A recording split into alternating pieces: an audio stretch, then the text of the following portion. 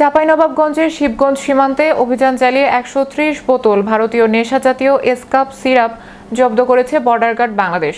রোববার সকাল ১০টার দিকে চাঁপাইনবাবগঞ্জ ব্যাটালিয়ন অধীন মনাকষা বিউপির একটি বিশেষ টহল দল শিবগঞ্জ উপজেলার পাকা ইউনিয়নের চালকিপাড়া গ্রামে অভিযান পরিচালনা করে এসব মাদকদ্রব্য জব্দ করে।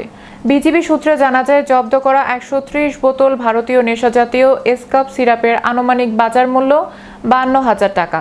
জব্দকৃত মাদকদ্রব্য পরবর্তী আইনগত ব্যবস্থা গ্রহণের জন্য শিবগঞ্জ থানায় জমা দেওয়া হয়েছে।